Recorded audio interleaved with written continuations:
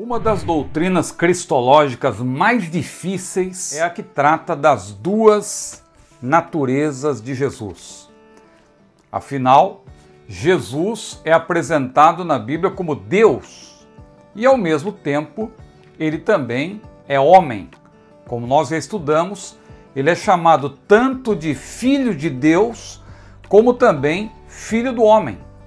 Agora, como isso é possível? Como ele pode ser plenamente Deus e ao mesmo tempo plenamente homem? O fato de ele ter se tornado homem não anularia a sua divindade? Ele não teria que ter renunciado, de fato, à sua própria divindade para se fazer homem? Como que nós podemos explicar isso? Porque nós temos dito aqui que Jesus nunca deixou de ser Deus. Porque Deus não deixa de ser, Deus é. Se Deus deixar de ser, é porque ele nunca foi Deus. E Deus também não começa a ser a partir de um determinado momento. Porque alguém também defende essa posição, de que Jesus, ele se torna Deus quando ele se faz homem. Veja que é algo até contraditório em si mesmo. Entretanto, nós temos que priorizar, ao tentar explicar isso do ponto de vista bíblico, claro, a Bíblia como nossa fonte primária de autoridade e não a nossa razão.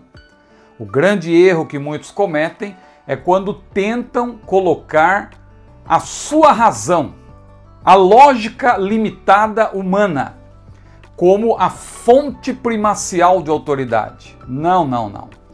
A nossa lógica, a nossa razão é importante. Deus nos fez seres racionais.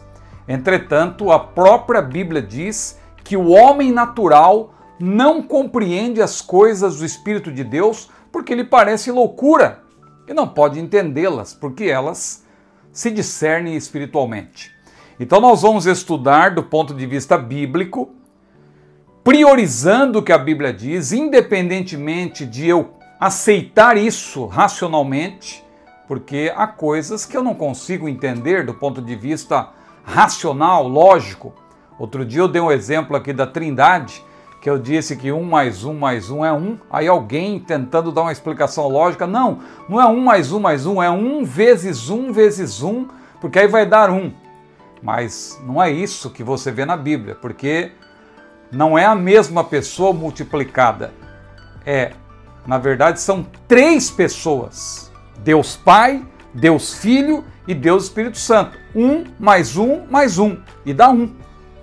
Porque, logicamente, claro, isso não é possível. Mas, para Deus, todas as coisas são possíveis. E Deus não é triteísmo. Deus é tripessoalidade. 3 pessoas que formam um único Deus. Mas vamos lá. Mais um desafio para nós. Estudar sobre as naturezas humana e divina de Jesus, lição de número 7, do dia 16 de fevereiro de 2025. Eu sou o pastor Ciro Zibordi, é um prazer ter você aqui no meu canal, e se você quiser, você pode curtir esse vídeo, pode compartilhá-lo. É um pedido que nós fazemos muitas vezes a irmãos que às vezes assistem o vídeo e não deixam nem o like. Por gentileza, deixa aí um like para nós, não é importante isso para que o vídeo possa ser conhecido por mais pessoas. Mas há também irmãos muito generosos que também são membros do nosso canal, são apoiadores. E se você quiser se tornar um apoiador, você recebe roteiros para estudo, você tem acesso ao nosso acervo de roteiros, de estudos, não é simplesmente um esboço com tópicos e subtópicos, mas é, na verdade, uma explicação detalhada de cada lição e não somente das lições da Escola Dominical. Há outros vídeos também, há outros estudos que nós apresentamos e os irmãos que são membros do nosso canal, modéstia à parte, estão muito satisfeitos com esses estudos que nós estamos fazendo, que não é feito com inteligência artificial, viu? Hoje tem muita gente aí utilizando a chamada IA, para produzir aí muita coisa, mas quando você vai averiguar, você vê que tem muitos problemas, não é? Então nós procuramos estudar realmente, tomar tempo com o assunto para oferecer aos nossos alunos, aos nossos apoiadores, o melhor. Amém? Vamos à leitura do nosso texto áureo que está em Romanos capítulo 9, versículo 5. Dos quais são os pais, e dos quais é Cristo segundo a carne, o qual é sobre todos, Deus bendito eternamente. Amém. Veja que texto importante. Aqui diz que Jesus em carne, ou seja, Jesus, homem, ele é Deus bendito eternamente. Por isso que nós não temos problema em usar o termo Deus Filho. Tem muito irmão aí dizendo, não pode dizer Deus Filho. Ora, se a Bíblia diz Deus Pai, lá em Filipenses 2:11, é porque existe o Deus Filho e existe também o Deus Espírito Santo. Porque Deus Filho não significa que é um outro Deus. Deus, repito, não é triteísmo, é tripessoalidade. Não são três deuses, são três pessoas divinas que formam um único Deus. Daí, Deus Pai, Deus Filho e Deus Espírito Santo são três pessoas da Trindade. E a verdade prática, Jesus é o eterno e verdadeiro Deus e, ao mesmo tempo, o verdadeiro homem. Como explicar tudo isso? Repito, não dá para responder do ponto de vista lógico. Claro, muita coisa você consegue explicar logicamente, faz sentido, como se diz. Mas há coisas que, do nosso ponto de vista limitado, porque hoje nós conhecemos em partes a Bíblia, mas quando ele se manifestar, nós vamos conhecê-lo como ele é. Paulo fala isso em 1 Coríntios 13, mas João também disse, amados, ainda não é manifesto o que havemos de ser, mas sabemos que quando ele se manifestar, nós o veremos como ele é, nós seremos semelhantes a ele, nós teremos um corpo como o corpo glorificado de Jesus, diz Paulo em Filipenses 3, 20 e 21 também. Mas em 1 João 3, ele é muito claro, ainda não é manifesto o que havemos de ser, mas sabemos que quando ele se manifestar, nós seremos semelhantes a ele, porque assim como ele é, note, nós o veremos. Então nós vamos conhecer o Senhor como ele é. Mas hoje ainda nós cremos no que está na Bíblia, mas nós não temos como explicar. Muitas vezes faltam-nos palavras, faltam-nos argumentos, e muita gente às vezes recorre a algum tipo de explicação mais lógica, e eu até admiro o esforço desses irmãos, grandes teólogos até, mas eu percebo que há muitas coisas que estão além da nossa capacidade, e é melhor nós aceitarmos pela fé, crermos pela fé, porque a fé precede a razão, e um dia nós vamos entender de maneira plena. Bom, as naturezas humana e divina de Jesus, nós vamos começar então essa introdução. É importante dizer que nas lições cristológicas anteriores, nós estudamos sobre a plena divindade e a plena humanidade de Jesus, de maneira separada. Ele que sempre foi o Filho de Deus, sempre foi. É um erro aí que muita gente também está propagando, de que Jesus tornou-se o Filho de Deus quando ele se encarnou. Aí a ideia dos unicistas, que querem defender o modalismo, que, segundo eles, não há três pessoas, mas uma única pessoa que se manifesta ora como Pai, ora como Filho, ora como Espírito Santo, ao longo da história. Aí agora veio o absurdo que alguém está defendendo que o Espírito Santo morreu na cruz, não foi Jesus que morreu na cruz. E aí aberrações desse tipo vão surgindo, porque as pessoas defendem essa ideia absurda de que Jesus tornou-se o Filho de Deus, sendo que a Bíblia é clara ao dizer que Jesus sempre foi o Filho de Deus. 1 João capítulo 4, versículo 9, muito claro, o unigênito Filho de Deus. João também, o Evangelho, no capítulo 3, no capítulo 1, ele está no seio do Pai, ele é. Deus amou o mundo de tal maneira que deu o seu Filho unigênito. Veja, ele já deu o seu Filho unigênito. Não é que ele se tornou o seu Filho unigênito ao se encarnar. Ele se tornou, na verdade, o Filho primogênito de Maria. Não confunda o Filho de Deus com o Filho do homem. O Filho de Deus é o unigênito do Pai. E o Filho do homem é o primogênito de Maria. Primogênito de Maria. Então isso nós vamos explicar melhor agora. Como eu estava dizendo, Jesus, que sempre foi o Filho de Deus, tornou-se também o Filho do Homem. Na aula de hoje, nós vamos abordar, portanto, bíblica e historicamente, como temos feito em todas as aulas, a doutrina do Deus-homem. Preste atenção nesse termo, Deus-homem. Jesus sempre foi Deus, mas ao encarnar-se, ele tornou-se homem e a partir daí ele continua sendo homem. Ele nunca deixou de ser Deus e a partir do momento que ele se torna homem, ele é o Deus-homem. E a palavra de Deus é claro dizer que ele continua sendo homem e ele vai reinar na terra como homem. Lembre-se da profecia de Daniel 7, versículos 13 e 14. Ele viu o Filho do Homem e o Filho do Homem vem para estabelecer o reino na terra.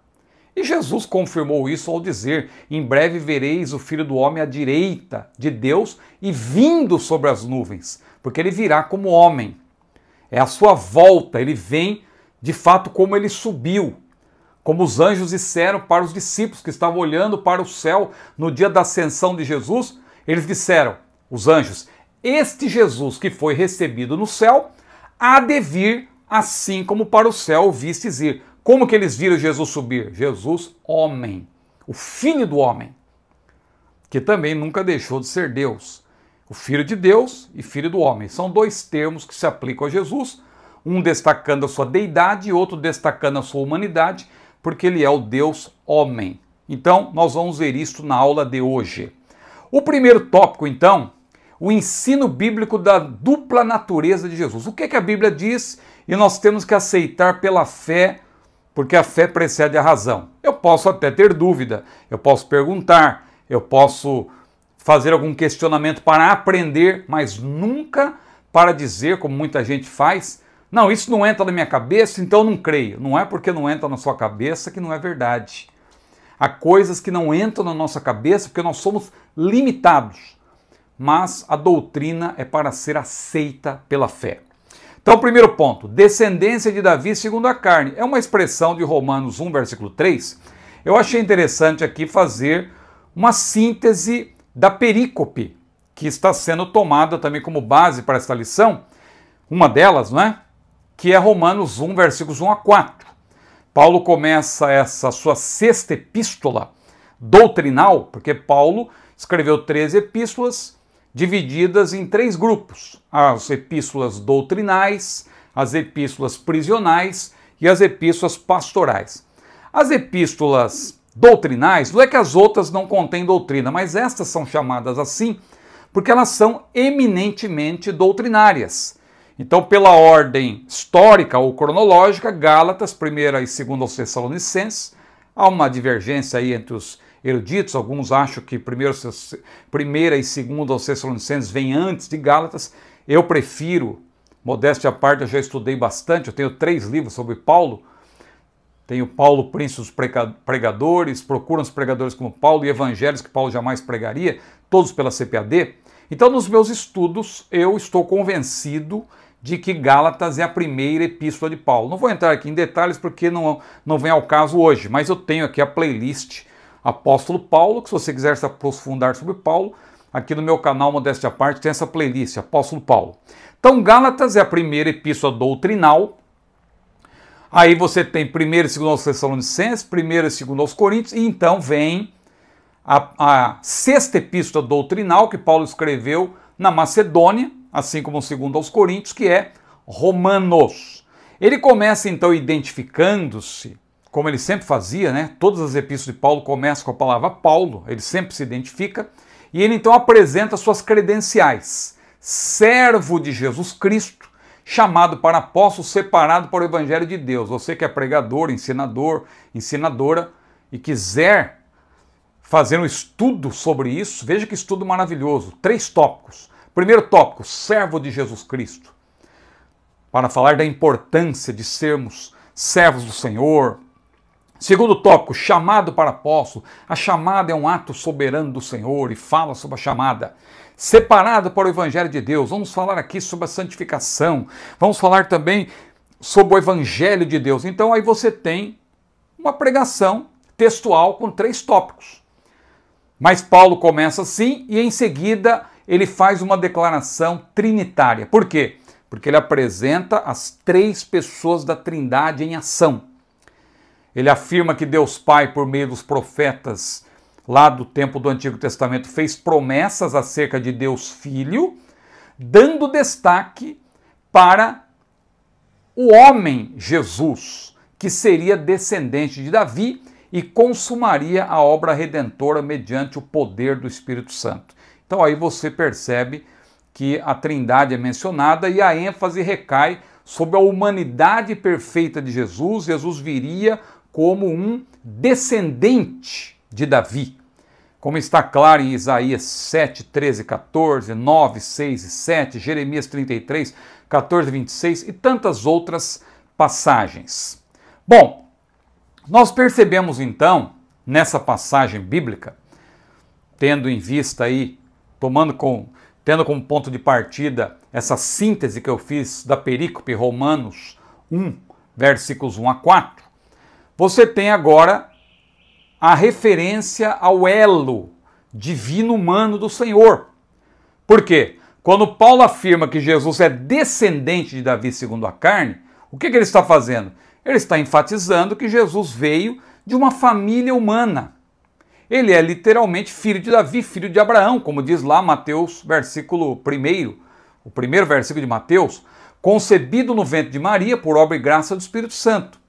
Jesus então é, ao mesmo tempo, o eterno Filho de Deus, ou unigênito, porque ele sempre foi o Filho de Deus, e o Filho do homem, primogênito de Maria. Então não confunda essas duas palavras, unigênito e primogênito. Unigênito, único do gênero, monogenes no grego.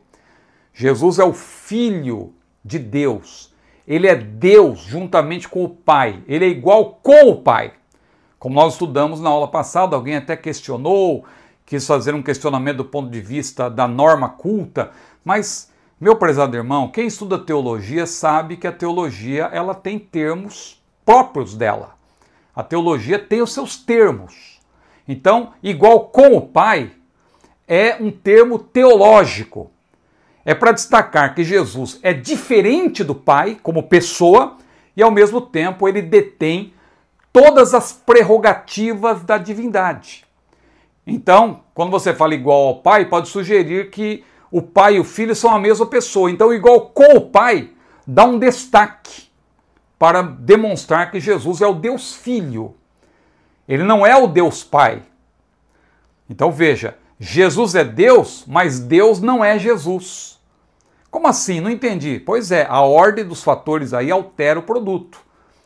Jesus é Deus, mas se você falar que Deus é Jesus, você cai no erro, na heresia de perdição do unicismo, que afirma isso, porque para eles não existe três pessoas. Deus é único, e é uma verdade, Deus de fato é único, só que Deus, biblicamente falando, ele é triuno. É uma unidade composta, são três pessoas. Não são três modos. Não é modalismo. O modalismo, ele se fundamenta justamente nessa ideia errônea de que Deus é um só e ele ora se manifesta como filho, ora como pai. Então quer dizer, quando Jesus está orando ao Pai, ele está fingindo, ele está atuando, ou ele está olhando para o espelho. Eu rogarei ao Pai, que sou eu mesmo, para que vos envie outro Consolador, que sou eu mesmo. Então veja como isso não tem sentido. A Bíblia diz que Jesus está sentado à direita de Deus. Aí eles enfatizam, não, é um trono só. Então quer dizer, Jesus está sentado à direita. Não, mas a Bíblia só diz um trono. Jesus está sentado onde? Ele falou que nós vamos nos assentar com ele. Quer dizer que é um trono só e a igreja toda vai ficar apinhada no mesmo trono. Não. Assentar-se no trono com Jesus, como diz lá em Apocalipse 3, é que nós vamos governar com ele. E quando a Bíblia diz que Jesus assenta-se no trono, no singular com seu Pai, não é que ele está no mesmo trono do Pai. Ele está governando junto com o Pai. Ele está à direita do Pai. Ou você vai dizer que Jesus está sentado no chão. Paulo falou que, Colossenses 3:1, que Jesus está sentado à destra, à direita do Pai. Então Jesus está sentado no chão. Ou num banquinho assim, porque o Pai está no trono e o Filho fica ali. Não, Jesus não é menor que o Pai. Jesus é Deus juntamente com o Pai. Bom, então, ao mesmo tempo, ele é o eterno Filho de Deus, o unigênito, e o Filho do homem, primogênito de Maria. A partir do momento da encarnação, Jesus passou a ser o Deus homem, como eu já falei. Não há como negar. Veja, eu estou deixando de citar as referências bíblicas porque eu vou retomar algumas delas daqui a pouco. Mas não há como negar a sua humanidade plena, nem dissolver a unidade hipostática. Veja, surgiu uma primeira palavra difícil aí, mas hipostática tem a ver com união de naturezas. Eu vou explicar daqui a pouco. Unidade hipostática quer dizer que Jesus tem duas naturezas e elas estão ligadas, mas elas são diferentes, elas são distintas. É algo difícil de entender. Não é uma mistura de duas naturezas que resulta numa terceira. Não, são duas naturezas separadas, mas ao mesmo tempo elas estão ligadas numa mesma pessoa, porque Jesus é uma única pessoa com duas naturezas. Nele, no corpo de Jesus, habita toda a plenitude da divindade, como diz Colossenses 2:9. Nele habita corporalmente a plenitude da divindade. E aí tem outros textos também para estudo, que já até mencionamos em outras aulas, Atos 20:28, 1 Timóteo 2:5. 1 Timóteo 2:5, inclusive, diz que há um só Deus e um só mediador entre Deus e os homens, é Jesus Cristo, homem. Jesus Cristo, homem. Alguém até usa esse versículo aí fora de contexto para dizer, tá vendo? Só tem um Deus. Jesus não é Deus, Jesus é o mediador entre Deus e os homens. Mas veja, aí está destacando a função do Deus Filho como mediador. Não quer dizer que ele não é Deus junto com o Pai. Porque lá em João 17:3, Jesus falou, a vida eterna é esta, que conheço a ti só, por único Deus verdadeiro e a Jesus Cristo a quem enviaste. Aí alguém, a partir daí, diz que Jesus não é o Deus verdadeiro, só que em 1 João 5:20, textualmente a Bíblia diz que Jesus também é Deus verdadeiro. E o próprio Deus Pai, lá em Hebreus capítulo 1, versículo 8, dirige-se ao Deus Filho dizendo-lhe, ó Deus, veja, o próprio Deus Pai chama Jesus de Deus. Ó Deus, o teu trono subsiste pelos séculos dos séculos, cetro de equidade é o cetro do seu reino. Portanto, quando Jesus voltar, virá como Deus homem. Ele continua sendo homem. Mas como? Isso não entra na minha cabeça. Se ele é homem, ele está preso a um corpo. Como que ele pode ser onipresente? Como que ele pode ser, ele ter os atributos todos da deidade se ele está num corpo humano? Pois é, você não entende. Mas não é porque você não entende, eu também não entendo, não consigo explicar racionalmente, que eu vou agora me contrapor a uma doutrina. O grande erro dos hereges é porque não entra na cabeça deles, eles acabam dando lugar para o diabo também, porque o diabo é o pai da mentira. Ele se aproveita também quando o crente começa a dar ouvido aí para os falsos profetas de plantão. Aí o diabo começa a soprar, tá vendo? Não tem como. Como que ele pode ser Deus? Ele pode ser Deus e ser homem ao mesmo tempo? Não é possível. Deixa isso, Jesus é homem ou ele é Deus, não tem como ele ser uma coisa e a outra ao mesmo tempo. Aí o crente abraça as heresias que nós estamos estudando aqui. Cuidado, meu irmão. Esse trimestre é um alerta para nós. Não dê lugar ao diabo. A Bíblia diz, não deis lugar ao diabo. E tem aí, infelizmente, as heresias que estão do lado de fora, mas tem as heresias interiores, que vêm muitas vezes com aquela roupagem. A pessoa vem com uma canção bonita, valendo-se até de músicas mundanas. Tem um grupo aí, irmãos, que o pessoal defende muito. Meu Deus, parece que eles são realmente aqueles que têm a voz. Parece que o que eles falam é de fato a verdade. Sendo que Jesus falou, as minhas ovelhas ouvem a minha voz. E esse grupo aí, se você pesquisa minimamente a história da música, eu sou um pesquisador, eu não gosto de música mundana, mas eu conheço a origem. Eu escrevi um livro sobre isso, Erros que os Adoradores Devem Evitar, e eu pesquisei sobre a origem dos ritmos, sobre as músicas, sobre os músicos, os popstar, cada popstar aí que você conhece, eu pesquisei sobre a origem deles, muitos tiveram origem até na igreja, e você percebe que esse grupo aí, as grandes músicas de sucesso que até, infelizmente, pastores do nosso meio cantam e acham tão lindo, são músicas mundanas de sucesso. Ou em parte ou na totalidade. Pega aquele trecho, aquele refrão que faz muito sucesso, aí coloca na música, coloca aquela roupagem, rock and roll, né? O pessoal fala que eles inclusive não têm vergonha de dizer que eles são amantes do rock and roll, Raul Seixas e assim por diante, Elvis Presley. E aí o povo acaba embarcando nessa canoa furada e a partir daí começa a gostar também da heresia de perdição, que é o unicismo. Que Deus nos guarde disso. Portanto, quando Jesus voltar, voltando aqui, virá como Deus homem. Como filho de Deus, ele disse: na casa de meu pai há muitas moradas, virei outra vez e vos levarei para mim mesmo, para que onde estiver sejais vós também. E como filho do homem, ele também garantiu. Então veja aí, como foi nos dias de Noé, assim será também a vinda do filho do homem. Então, ele vem como Deus homem, ele vem como filho de Deus e vem como filho do homem, porque é a mesma pessoa, não são duas pessoas. O segundo ponto, declarado filho de Deus em poder. Se a frase anterior ressalta a humanidade de Jesus Cristo, nosso Senhor, a qual teve começo, né? A humanidade de Jesus teve começo, mas não terá fim, evidentemente, já que essa natureza está unida à sua pessoa divina. A presente frase, que nós vamos mencionar agora, declarado Filho de Deus em poder, destaca a sua divindade, que não tem começo nem fim. O Filho de Deus passou a ser o Filho do homem na encarnação. E a partir desta é e sempre será o Deus homem, Cristo segundo a carne, o qual é sobre todos Deus bendito eternamente. Claro está que o Deus Filho, que é eterno, não passou a ser Filho de Deus na encarnação, pois Deus é. Nós temos explicado isso aqui várias vezes. Jesus não passou a ser o Filho de Deus. Ele é o Filho de Deus, o unigênito Filho de Deus. Deus não deixa de ser para tornar a ser, Deus não passa a ser em algum momento da história, Deus é. No princípio era o Verbo, e o Verbo estava com Deus, e o Verbo era Deus. Ele estava no princípio com Deus. E nós explicamos aqui que esse no princípio não é o mesmo no princípio de Gênesis 1 e 1, porque ali em Gênesis 1 e 1 você tem o início do universo, o início até do nosso tempo. Mas quando a Bíblia diz no princípio era o Verbo, é que Jesus estava na eternidade com o Pai. Terceiro ponto, o antigo hino cristológico, que é Filipenses 2, versículos 6 a 11 mais precisamente, mas nós vamos destacar aqui os versículos 5 e 6.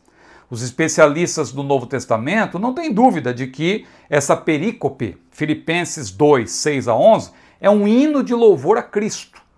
Alguns dizem até que não é de autoria de Paulo, mas Paulo empregou dentro da sua teologia. Eu já acredito que esse hino é sim de autoria de Paulo, mas fica aí esse questionamento, muitos estão questionando, mas aqui tem uma opinião de um autor muito importante, que é o F.F. Bruce. Olha o que diz F.F. Bruce. À semelhança de muitos outros hinos cristãos primitivos, este aparece em prosa rítmica, não porém em métrica poética, nem grega nem semítica. Quer tenha sido composto pelo próprio Paulo, quer seja composição de outrem, o apóstolo o incorpora em sua atual argumentação, a fim de reforçar seu apelo ao cultivo de um espírito humilde. É exatamente isso que Paulo está explicando. De sorte que haja em vós o mesmo sentimento que houve em Cristo Jesus, que sendo em forma de Deus não teve por usurpação ser igual a Deus, mas aniquilou-se a si mesmo, ou esvaziou-se a si mesmo, tomando a forma de servo, e achado na forma de homem, humilhou-se a si mesmo, sendo obediente até a morte e morte de cruz. Agora vem o outro lado da moeda.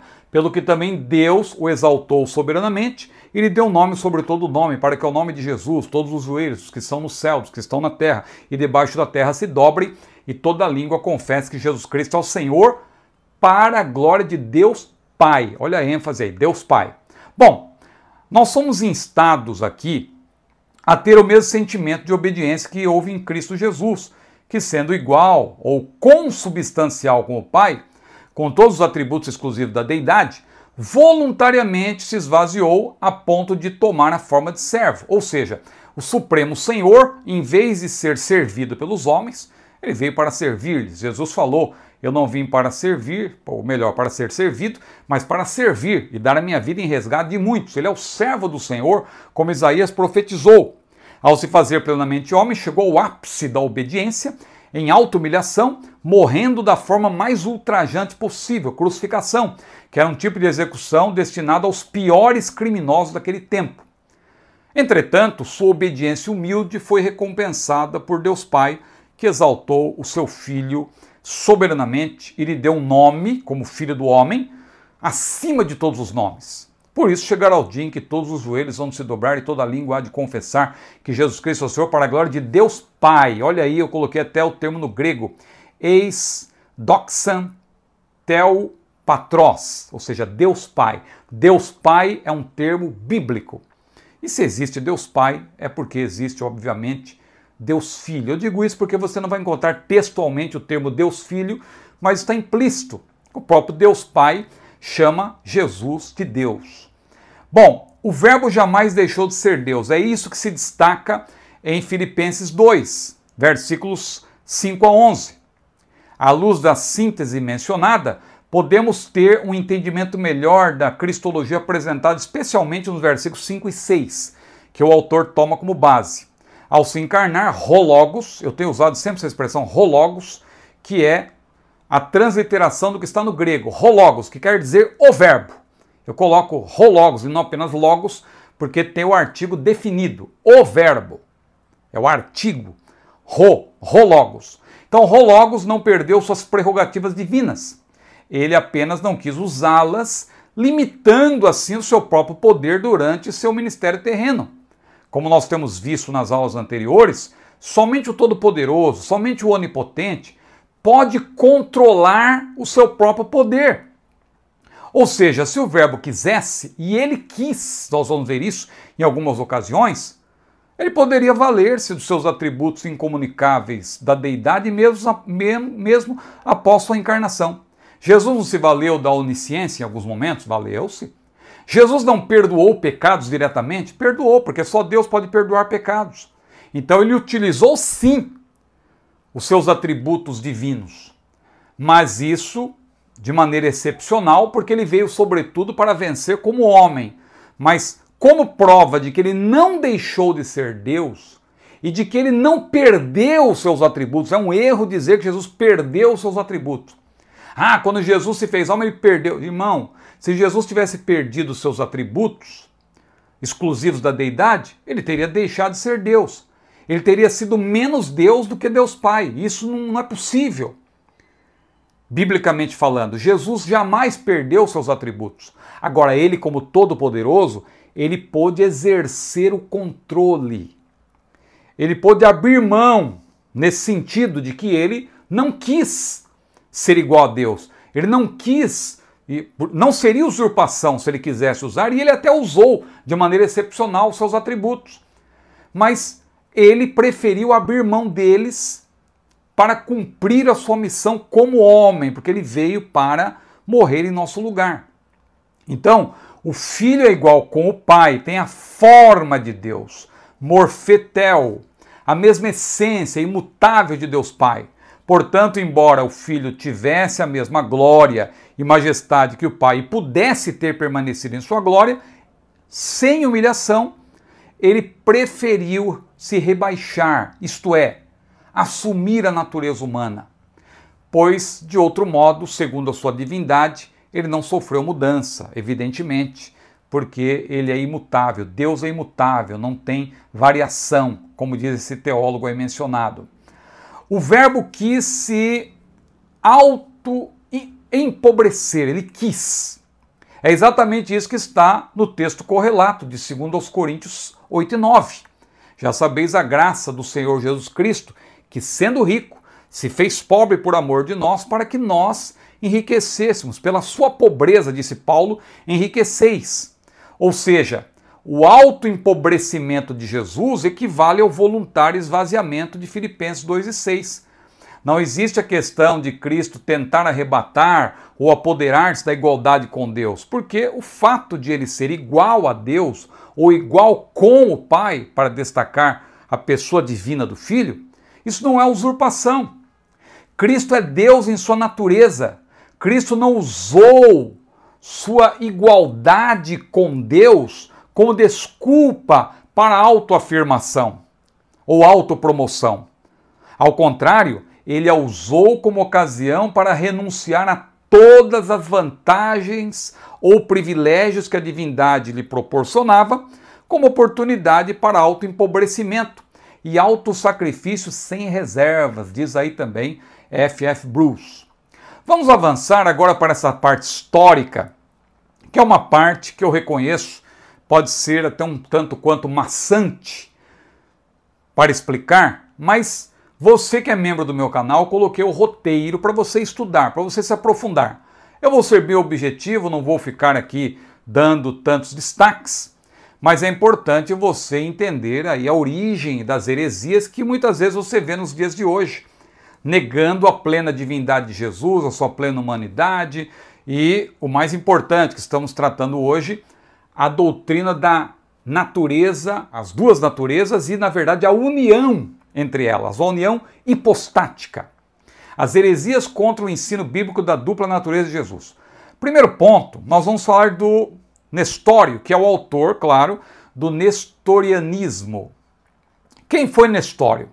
Os debates cristológicos que já mencionamos, eles estavam ali limitados a duas escolas.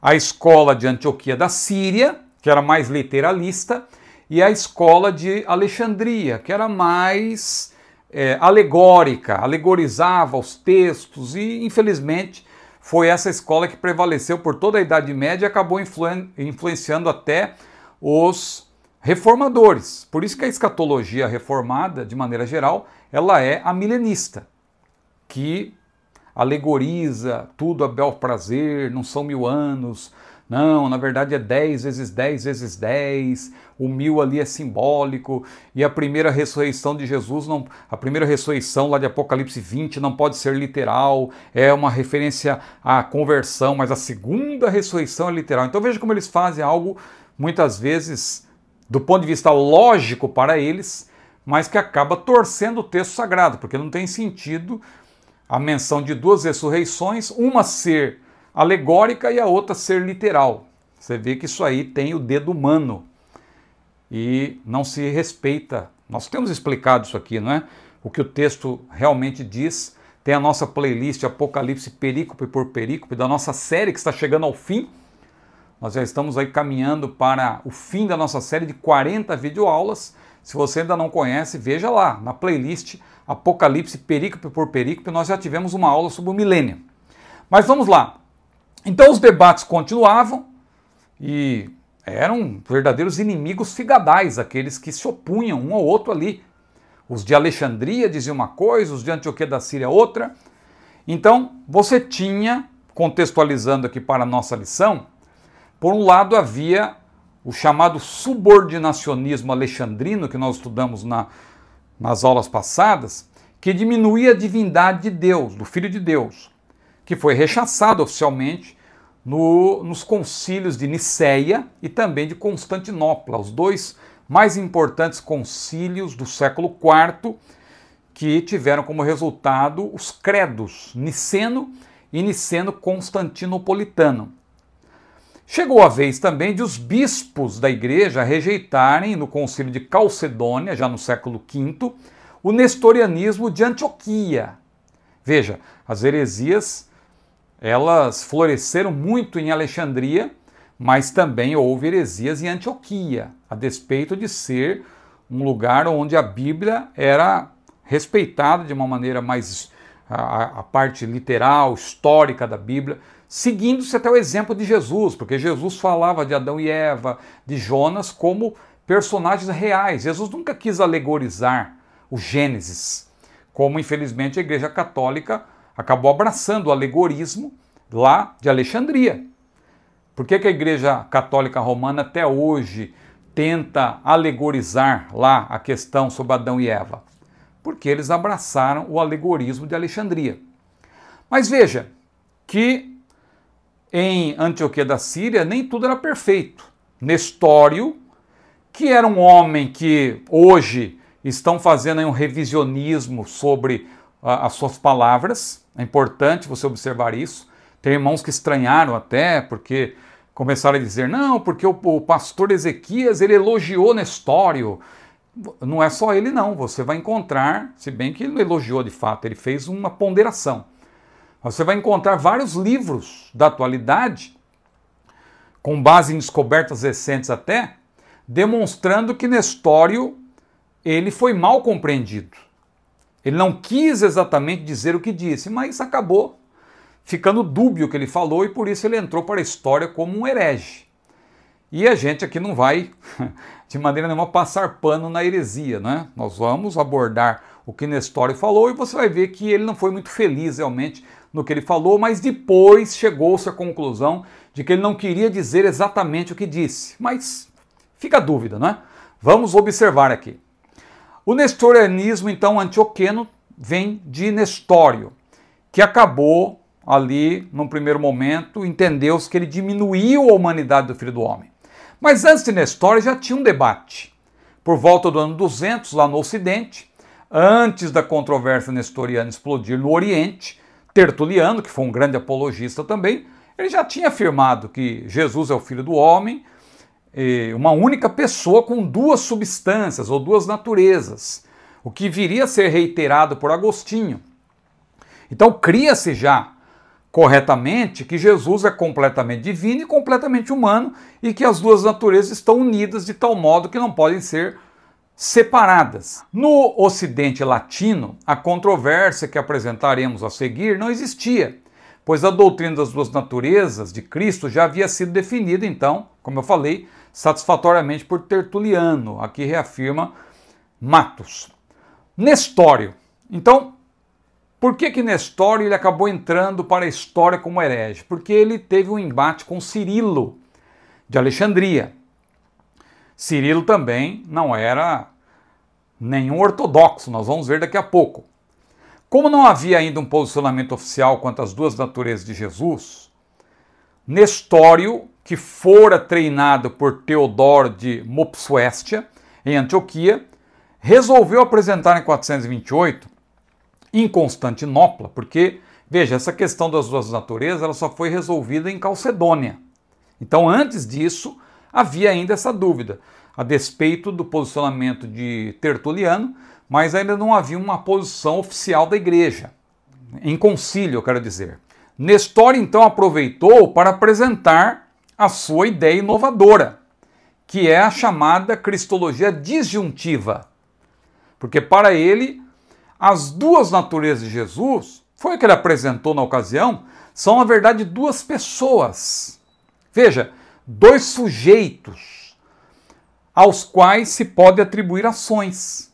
Nesse caso não foi o Filho de Deus que nasceu no ventre de Maria e andou na terra, mas apenas o Filho do Homem. Nestório se contrapôs à ideia de Cirilo, de Alexandria, de que Maria é mãe de Deus, Theotokos, sugerindo que ela foi apenas mãe de Cristo.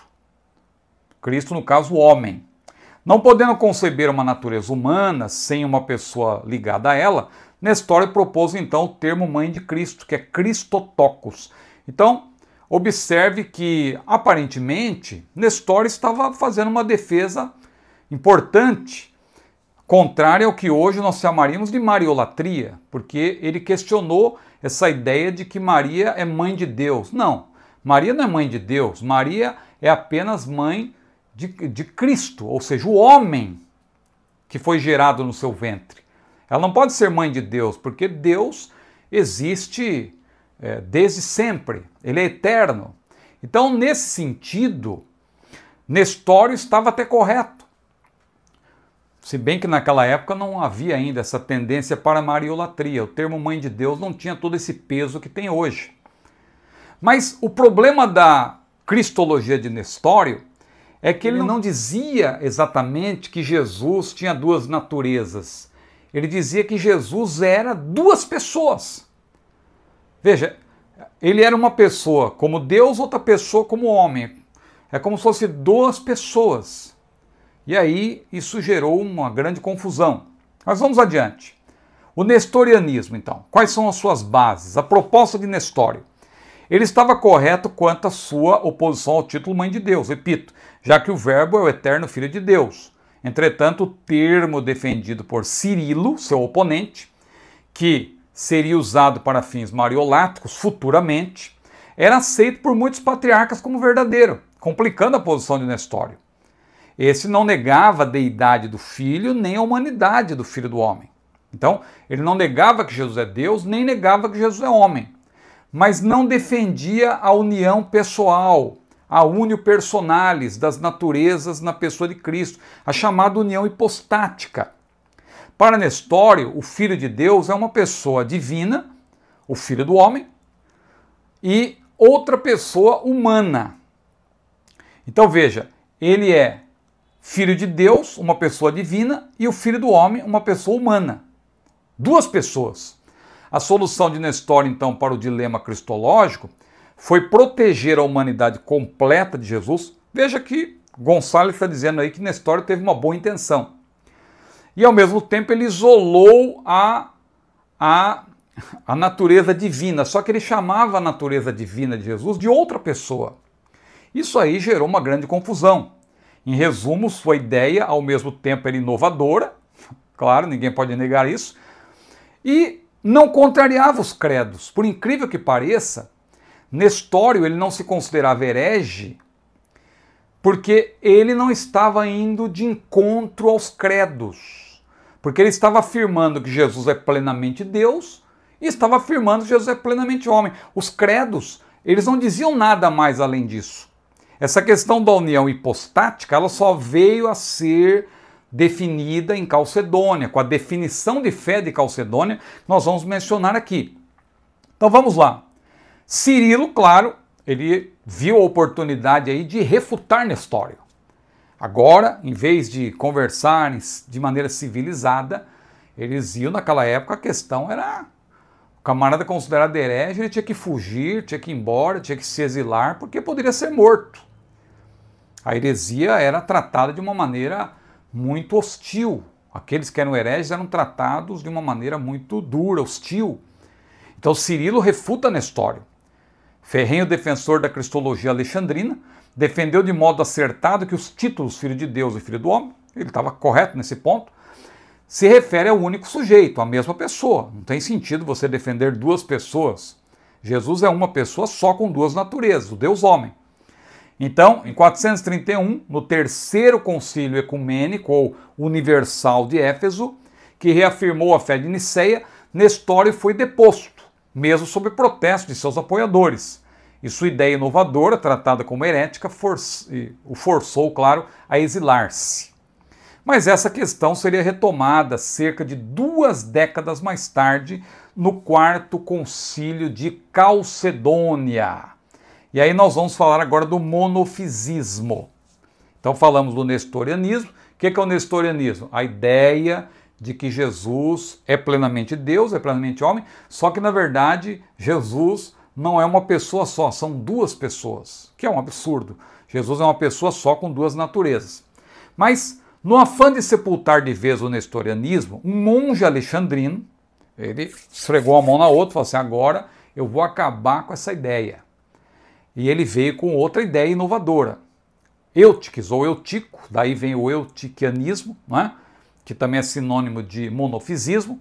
Ele apresentou essa posição aí do grego monos, único, e physis, natureza.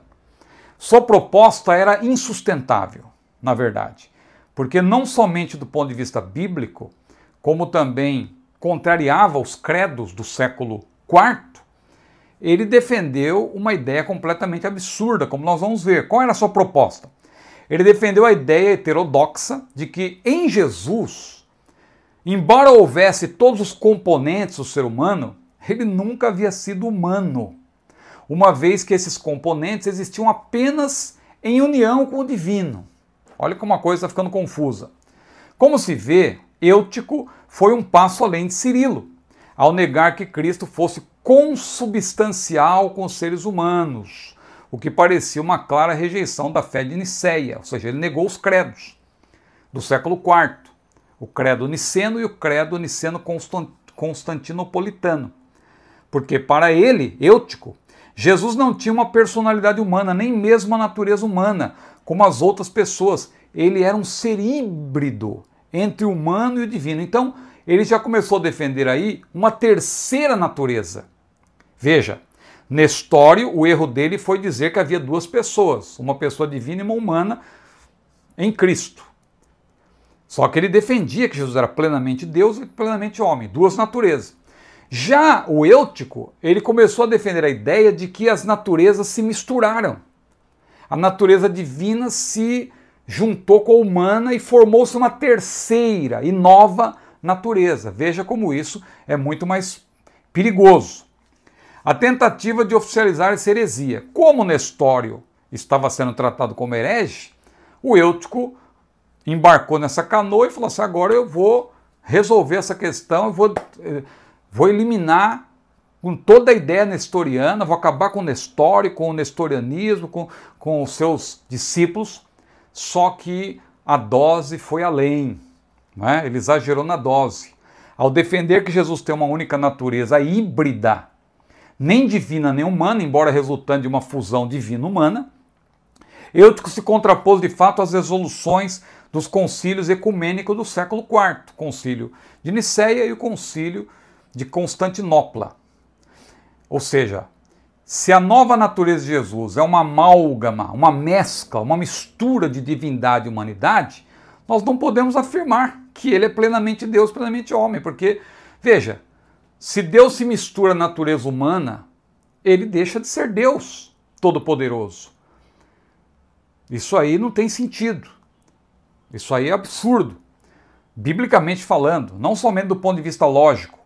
O bispo de Alexandria, Dióscoro, o apoiador de Eutico, convocou então um concílio, que na verdade esse concílio foi uma vergonha, que eu vou explicar daqui a pouco, esse concílio, que não é considerado entre os concílios ecumênicos, justamente porque esse aqui é chamado até de um sínodo de ladrões, porque houve na verdade ali uma falsificação, né? Em Éfeso, novamente, 449, com a intenção de oficializar o monofisismo como algo ortodoxo. Dióscoro chegou ao evento com um bando de monges armados, imaginem. E assim os antioquenos que estavam presentes não puderam nem ter liberdade, né? Isso lembra alguma coisa que nós temos visto por aí. Um determinado segmento da política que não pode se manifestar com medo de ser preso e assim por diante. Aqui é a mesma coisa. Os antioquenos não podiam falar, porque se eles falassem claramente, eles podiam ser presos e até mortos. Concluiu-se então de modo arbitrário que os mentores da cristologia de Antioquia da Síria eram todos hereges. Aí o Eutico acabou defendendo essa ideia de que, na verdade, há uma terceira natureza. Só que isso não prosperou. Por quê? Os defensores da ortodoxia, havia muitos apologistas na época que tomaram conhecimento, mas que absurdo, não pode ser. Houve reações, só que o imperador estava apoiando o Eutico. Então o que aconteceu para que esse problema fosse resolvido? Chegou o momento de ter um novo concílio universal, ecumênico, que é o famoso concílio de Calcedônia. Mas em que circunstâncias ele ocorreu? A notícia da manipulação ocorrida em Éfeso, no evento que ficaria conhecido como Sínodo dos Ladrões, chegou aos ouvidos dos grandes apologistas da fé de Niceia, os quais estavam convencidos, fé de Niceia porque eles eram apoiadores do credo niceno e do credo niceno constantinopolitano, do século IV, que são concílios até hoje que nós preservamos, porque eles dizem claramente, é a defesa da nossa fé, que Cristo é plenamente Deus, plenamente homem, e a doutrina da Trindade ela é afirmada com clareza, não é? Então, esses apologistas estavam convencidos de que as formulações cristológicas desses credos niceno e niceno-constantinopolitano eram incontestáveis do ponto de vista bíblico. E eles, então, claro, estavam indignados quando souberam que a fórmula de Eutico, aquela fórmula herética, fora aprovada como algo ortodoxo, verdadeiro. Eles não podiam fazer nada, embora indignados, esses apologistas, porque os alexandrinos tinham o apoio do imperador, o terrível Teodósio II. Só que esse veio a morrer em uma providencial queda de cavalo. A sua irmã, então, Pulquéria, ela o sucedeu e começou a desfazer os atos do Sínodo dos Ladrões. Então, a importância do Concílio de Calcedônia. Em Roma, o Papa Leão também reagiu, Leão Magno. Ele soube o que fizera Dióscoro, cujos capangas espancaram até a morte um emissário de Roma, Flaviano, que era patriarca de Constantinopla. Ele iria ler uma carta se contrapondo à ideia, absurda de Eutico, só que ele foi morto. Leão, então, considerando o concílio de Éfeso um latrocínio, como eu falei, com a clara intenção de esmagar os patriarcas antioquianos, propôs a realização do quarto conselho ecumênico, que foi convocado em 451 pela imperatriz consorte romana e o seu esposo, o imperador Marciano. Realizou-se então em Calcedônia, cidade próxima de Constantinopla, com a presença de 500 bispos. Quais foram as deliberações desse concílio? Os teólogos antioquianos e alexandrinos puderam de fato debater, conversar sobre o assunto. Não somente sobre o nestorianismo, mas também sobre o eutiquianismo, que eram duas heresias. Claro que o eutiquianismo muito pior do que o nestorianismo. Os bispos examinaram cuidadosamente o tomo de Leão, contrário ao eutiquianismo, documento que não pôde ser lido em Éfeso, visto que o emissário de Leão ele foi espancado até a morte. Também eles examinaram as cartas que Cirilo e Nestório trocaram ali quando estavam debatendo por cartas. Consideraram também os escritos de Tertuliano, que muito tempo antes já tinha se posicionado em favor da união hipostática. Ao final, condenando tanto a cristologia de Nestório como também a de Eutiques, os bispos apresentaram um documento, a chamada definição de fé de Calcedônia. Optou-se pelo termo definição em vez de credo, porque a ideia não era corrigir os credos niceno e niceno-constantinopolitano, mas apenas definir melhor o que estava ali. Porque o entendimento que se tinha é que quando se mencionava a natureza divina de Jesus e a natureza humana, estava claro que elas não se misturavam. Como dizia Eutiques, que pregava uma terceira natureza que resultava de uma amálgama. Então esse documento explicou melhor que o que estava implícito nesses documentos, nos anteriores, né, do século IV, acerca da união hipostática. Então, para você entender o que é a união hipostática, hipostática vem do grego hipóstasis, que significa matéria coagulada, água estagnada, vapor condensado, que forma uma nuvem, e aqui tem o sentido de substância. Então, uma referência à natureza. Quando se fala de uma união hipostática, é que as duas naturezas de Jesus elas estão unidas, mas não misturadas, formando uma terceira natureza. Não, elas são duas naturezas. Então, o que diz a definição de fé de Calcedônia? Como tal, uma definição, ela tem as características literárias de ela não tem, né? As características literárias de um credo, e certamente não pode ser empregada no culto como credo niceno. Até hoje ele é usado. Em termos etimológicos, a palavra definição significa precisamente demarcar limites. Quais são os limites que nós não podemos ultrapassar? Isso é importante. Você pode até ter dificuldade para entender a união hipostática, mas você tem que ter os limites. Tem pessoas que não conseguem discutir esse assunto sem chamar o outro de herege. Mas quando se respeita os limites, você precisa ser respeitado. E aqui, quais são os limites? Primeiro limite, Jesus é plenamente humano. Negar isso é heresia. A própria Bíblia diz que aquele que nega que Jesus veio em carne é o anticristo. Então você não pode negar que Jesus é humano, da mesma substância que nós, em tudo semelhante, como diz a Bíblia, em tudo semelhante porque ele é o último Adão. Ele não é exatamente... Veja, isso aqui muita gente tem dificuldade com isso, quando nós falamos. Ele não é exatamente Adão, ele é o último Adão. Porque Adão pecou, Adão fracassou. E Jesus, ele nunca pecou.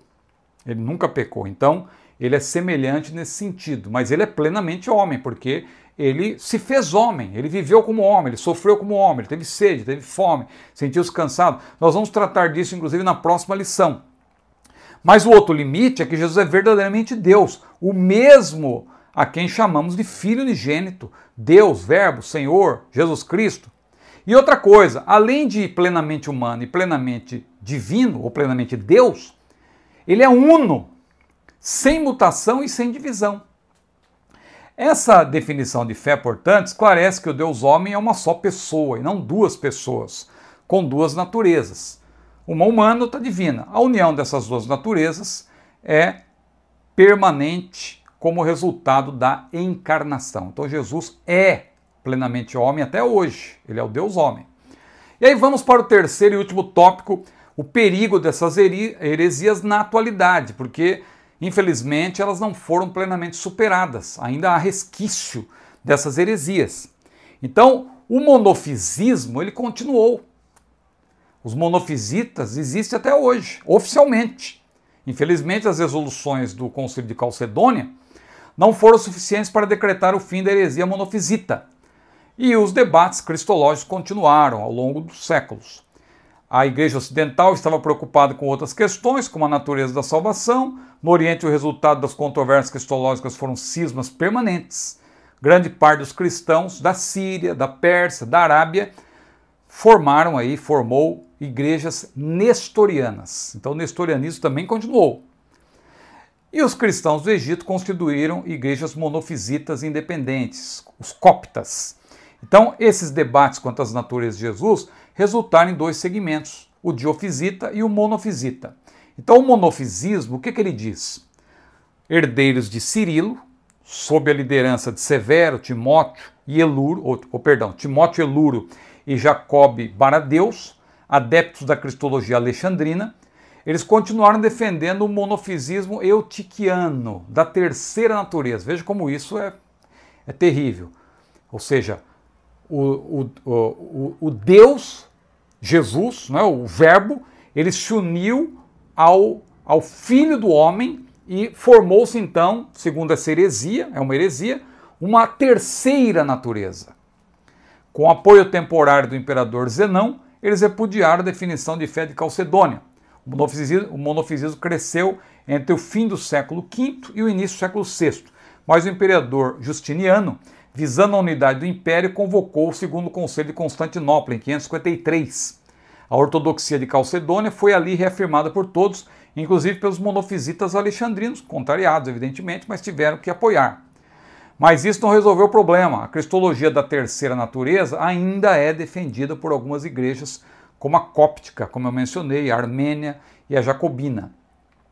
O diofisismo que é, na verdade, algo parecido com o nestorianismo, mas destacando-se as duas naturezas e não duas pessoas.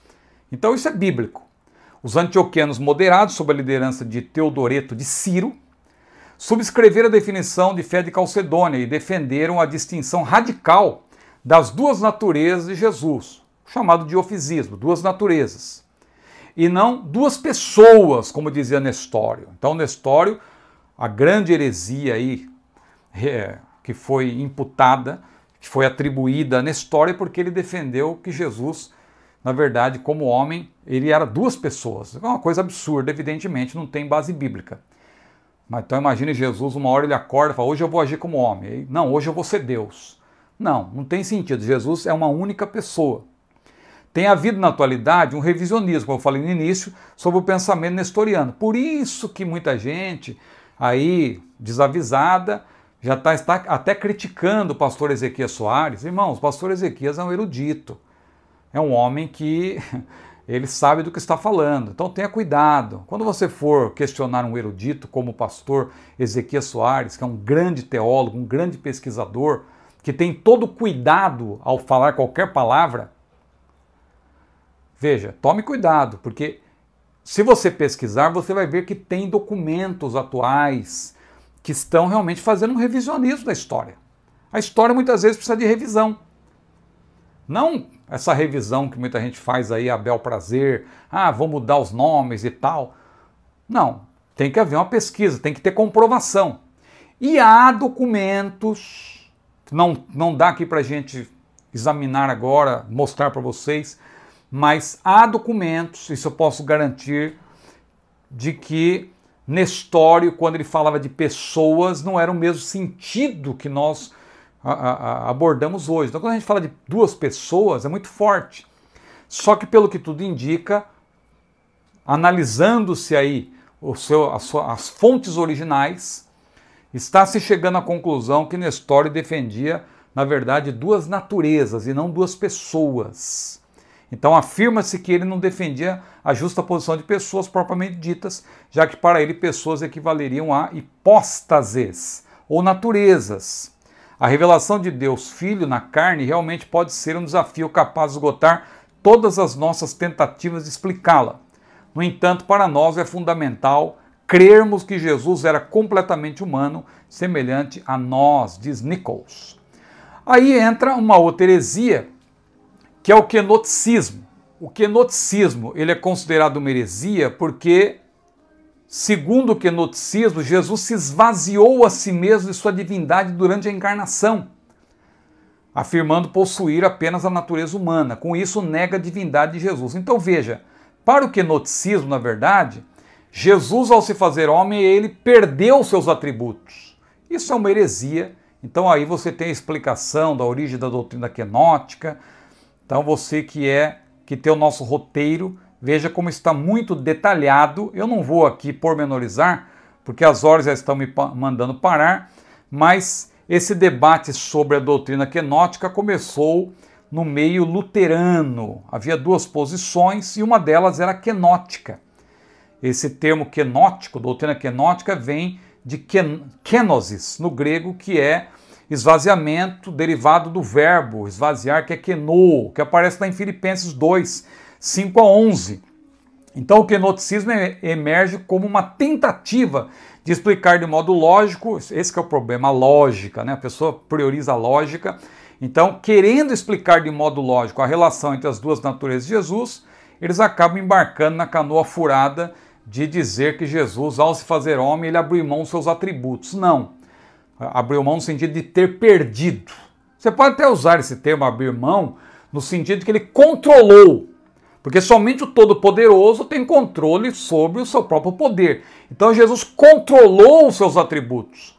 Mas isso não quer dizer que ele perdeu os seus atributos. Tá certo? Então nós temos aqui no nosso roteiro a refutação teológica do quenoticismo.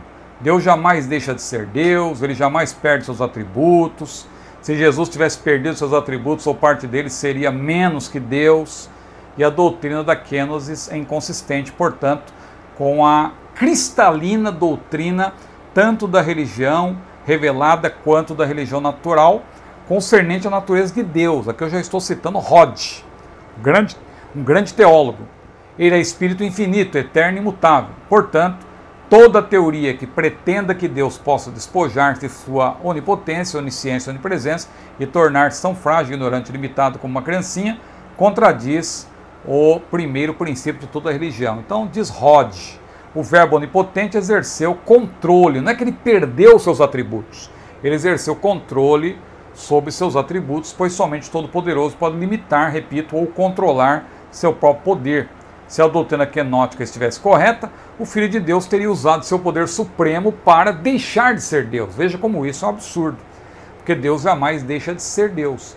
Então, se Jesus tivesse usado o seu próprio poder para deixar de ser Deus, como que dissesse, bom, eu vou deixar de ser Deus por um tempo e depois eu volto a sê-lo, ou o Pai vai me tornar Deus de novo. Não é isso que a Bíblia diz, porque Deus nunca deixa de ser Deus, Deus é.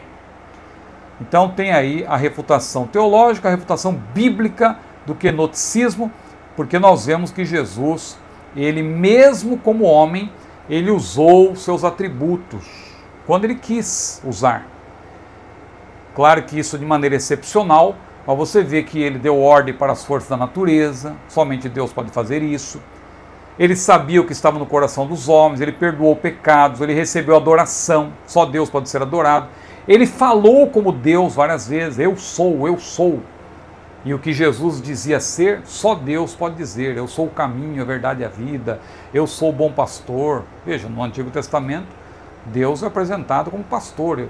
O Senhor é meu pastor, diz o salmista, e Jesus diz, eu sou o bom pastor, eu sou a porta para a salvação, eu sou a luz do mundo. Então veja, Jesus falou como Deus, eu sou, antes que Abraão existisse, eu sou, mostrando que ele é. Eu sou o que sou, como diz o Senhor no Antigo Testamento. Jesus diz, eu sou, antes que Abraão existisse, eu sou. Ou seja, a sua pré-existência, aquele que existe por si mesmo. Então, reconhecemos que Jesus não deixou de ser Deus durante a encarnação. Pelo contrário, abriu mão, porque ele exerceu controle sobre o seu próprio poder, do exercício independentemente ou independente dos atributos divinos. Ele ainda era plena deidade no seu próprio ser, mas cumpriu o que parece ter sido imposto pela encarnação, evidentemente. Limitações humanas reais, não artificiais. E o último ponto é sobre a mariolatria, com base na defesa que Nestório fazia. Claro, aí vê o lado positivo, né? Nestório, ele se contrapunha ao termo Theotokos, preferindo Christotokos, ou seja, Maria, ela é mãe do homem, ela é mãe de Cristo, mas não mãe de Deus. Porque hoje, inclusive, no meio romanista, é como se houvesse um quarteto, é isso que eu explico aí. É como se fosse um quarteto, porque Maria, ela é filha de Deus Pai, ao mesmo tempo ela é mãe de Deus, o Filho, e esposa do Espírito Santo. É mais fácil defender logo que não é trindade, é um quarteto, porque Maria acaba sendo aí, desculpa aqui o gracejo, a quarta pessoa da trindade. Amém? Então esse último ponto é sobre a mariolatria. Aqui tem as referências, você que é membro do meu canal, você vai ver as obras que eu estou consultando, são muitas obras. O nosso trabalho, modéstia à parte, é um trabalho detalhado, é um trabalho minucioso. Então eu quero mais uma vez incentivar você a tornar-se membro do nosso canal. Amém? Então chegamos à conclusão de mais uma lição e o autor, o nosso pastor Ezequias Soares, ele conclui dizendo o seguinte: o concílio de Calcedônia em 451 reafirma os dois concílios anteriores, o de Niceia e o de Constantinopla, ratificando os credos produzidos por esses conclaves gerais, e estabeleceu definitivamente as duas naturezas de Cristo. Quer dizer, estabeleceu em certo sentido, mas está já estabelecido na Bíblia, a palavra de Deus. A sistematização não é a criação de doutrinas, é simplesmente a abordagem didática para que todos possam entender. Então a melhor maneira de se proteger dessas e de outras heresias é conhecer bem no que acreditamos, os ensinos oficiais de nossa igreja e seus respectivos fundamentos bíblicos.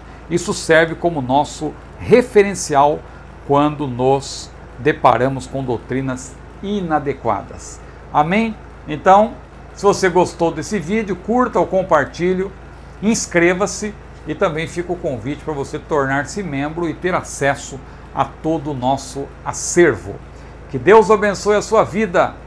A paz do Senhor.